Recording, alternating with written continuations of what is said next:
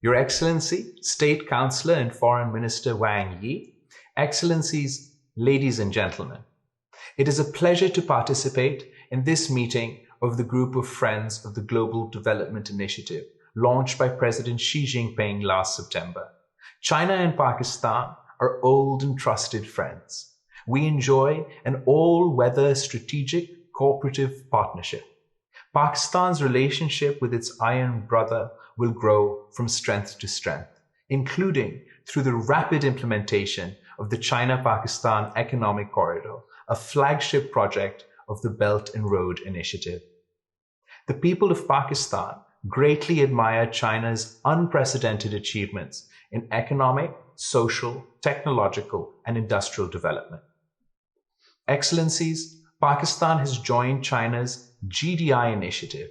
We believe it can make a significant contribution to the accelerated implementation of the globally agreed Sustainable Development Goals. This group of friends provides a useful platform to coordinate that work.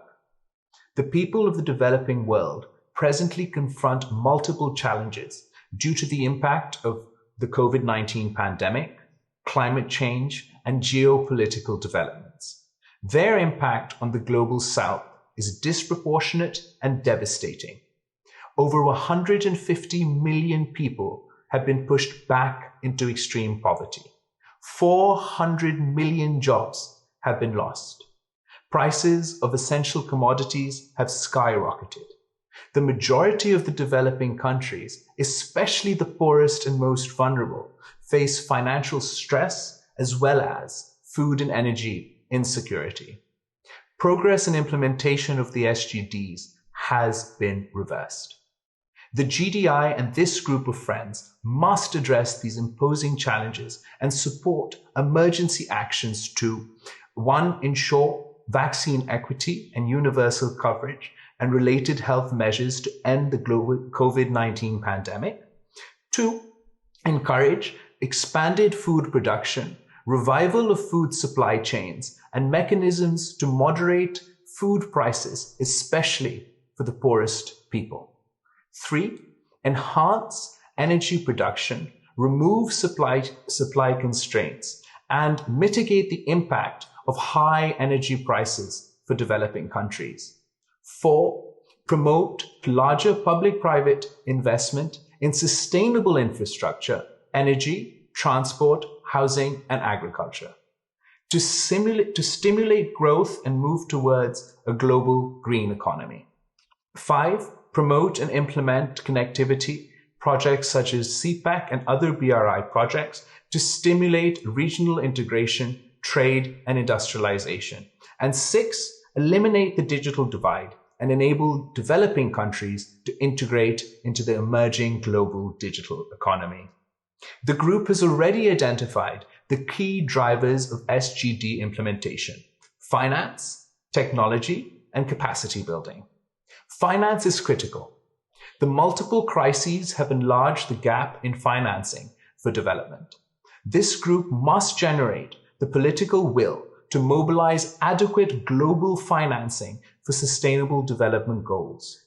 Larger ODA and concessional finance must be provided by the advanced countries. At least half of the utilized SDRs created recently should be reallocated to developing countries. The promise to provide at least $100 billion annually in climate financing must be fulfilled. Access to technology is also vital. All discriminatory restraints on transfer of technology for peaceful uses must be removed. The centers of learning, research, and development must remain open to all. Research, development, and innovation and the global IP regime should be aligned with sustainable development goals. Development priorities should also focus on capacity building in developing countries through universal and quality health and education, especially for women and girls to bridge the gender gap. Developing countries should be assisted to acquire the ability to prepare, finance, and execute viable, sustainable development projects. Excellencies, I would suggest that the group of friends establish work streams in all the 8 priority areas under GDI.